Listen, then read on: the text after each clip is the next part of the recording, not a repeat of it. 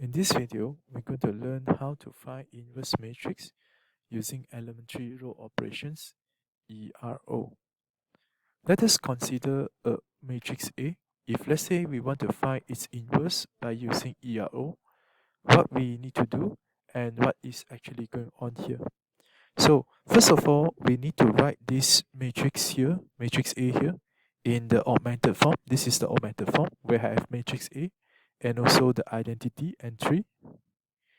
Then the rough idea in the process here is that we perform ERO and then the result will happen to turn out become the matrix A. After go through ERO, it turn into identity matrix. The identity on the other hand turn to in the inverse and extract this part here, we shall able to get the inverse result. To have an even better idea, let us refer to example number 5 in the notes. So we are given a matrix P with the corresponding entry here. They want us to find the inverse by using elementary row operations. So in the process here, let us see the things that we need to do. So on the left here, in the green screen here, is the corresponding guideline step for us to perform ERO. And the other hand, on the white side here, is the solution for these questions here. So first thing we need to do is that we need to write the augmented matrix, which is the matrix P, have a divider, and then matrix I into a brackets. Then what we need to do next is that when the time I have done the augmented matrix, the next thing what I need to do is that I choose any relevant ERO process to obtain 1 in the entry of the first row, first column. So in this case here, if in order to have these numbers here turned into 1 by using ERO, my choice I will do interchange between row 1 and row 2. Where I see row 2, I have an entry 1 here. So as a result, what I have now is that I have the new row 1 as the previous row 2. Then I have the new row 2 as the previous row 1. The row 3 remain unchanged, we just copy it back. So we have done the first part here. Next, what I want to achieve is that I want these two entries here turn to become 0. This is the next thing we want to achieve. And the operations I'm going to do here is that, let's say I want to have a new R2. So I'm going to have a new R2. This is the notation for new R2.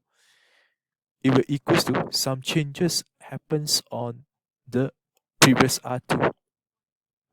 And in corresponding to this row here, so the R2 and the R2 asterisk is at these corresponding positions. So what I'm going to do, the changes on R2 is that I will have multiple of the R1 add on R2. And what is the multiple? So it depends what is the number that you have in R2. Let's say you have A. So I will choose negative A multiply R1 for the calculations. So as a result, you see this is what happens in the operations. Similar idea for R3. You're going to have a new R3. The new R3 will be the previous R3.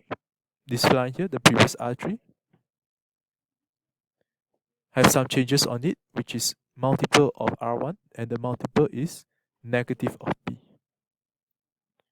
So as a result here, when the time I do the operations for having these two positions turned into 0, this row is my R2, this is my R3. When the time I want to have a new R2 for the next line, the new R2 for the next line, what I'm going to have is that there is some changes happen on R2, and the changes will happen in the way of multiple of R1. And what is the multiple number? Negative 2R1. Because the number here is 2, and I want to have negative of this number. Similar idea for R3, I will have negative 2R1 plus R3.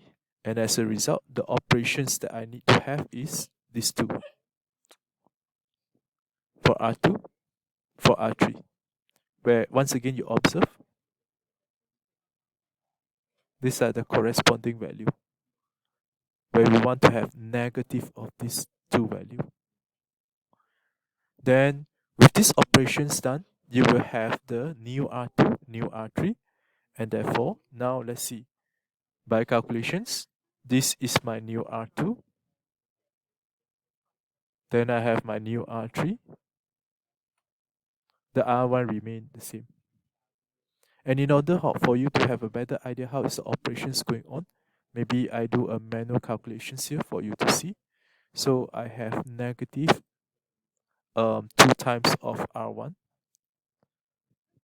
So we take this R1 here, we take this R1 here, we multiply with negative 2. So I have negative 2, negative 2, negative 2, 0, negative 2, 0. Then plus with R2. So R2 is this row here. I have the entry as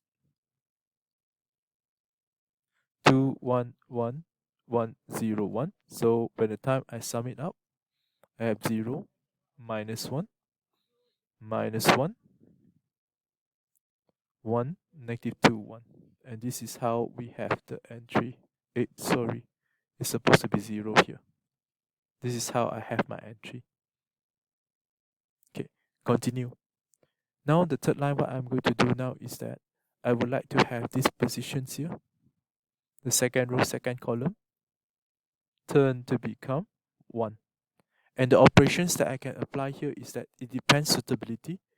So we can either have the changes in multiply a constant on the previous R2, or I can have interchange between R2 and R3, and only can change between R2 and R3. We don't disturb the R1 here at this moment. So depends which one is more suitable, it's easier for you to do. So in this case here, I find out that if I want to have this position change into 1, interchange with row 3 is meaningless because row 3 I got the 0 there. So what I need to do is that I need to multiply a constant to turn these numbers here to become positive 1. And based on the guideline here, if my C here is negative 1, so 1 over C will be 1 over minus 1. And this will corresponding to negative 1. So I'm going to multiply the row 2 here with negative 1. So as a result, in order to have a new R2, the new R2 is the coming line here. The R2 will be the previous line R2. So I will multiply each of this entry here with negative 1. So as a result, I will have the answer 0, 1, 1, negative 1, 2, 0. Then go on. The rest of the position R1 and R3 doesn't have any changes. We just copy it back correspondingly.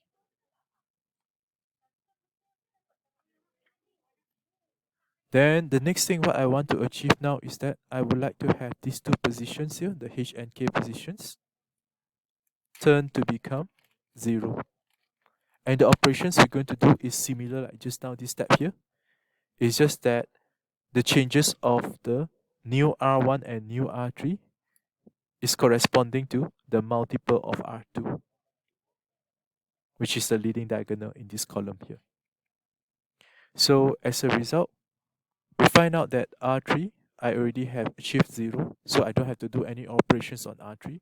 I just need to focus on the operations on R1. So in here, I'm going to have a new R1 in the way of my R1 have some changes on it. The changes will happen to be the multiple of R2. And how many times of R2? So depends the numbers that you can see in R1. So we have 1 here, and I want this number turned to become negative, so I have negative R2. So negative 1 R2 is just negative R2. So this is the operation that we want to perform. And as a result, the new R1 will be 1, 0, 0, 1 minus 1, 0.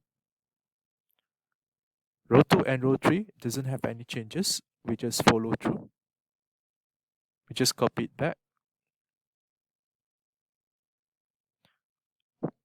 Then next thing, what I want is that I want my third row, third column, this position here, the leading diagonal, I would like it to turn into the value of 1. And the operations I can use here is that I would have 1 over whichever value here, let's say is r, so 1 over r, multiply with r3 to get the answer 1. So in this case here, the number that we have is -1. So I would like to have 1 over -1, which is equals to -1. So in here, I need to multiply with -1 on the row 3 in order to achieve 1 at this position here later. So as a result, the operation I need is R3. The new R3 is equal to -R3. So I multiply all the entry in the third row with -1. So this is the result that I have. I just switch the sign. R1 and R3 doesn't have any changes at this moment here. We just copy it back. Then finally, we want to achieve the two position here to become 0. So what we're going to do, again, we're going to use the same similar operation like these two parts here just now. But the changes is just that now we are using the leading diagonal on R3 to do changes on the corresponding new row. So in here, I would like to have these two positions here turn become 0. And row 1 already is 0. So we just need to focus on the other one, row 2. So in order to turn this one to become 0 according to ERO process, I'm going to have a new R2. I'm going to have a new R2.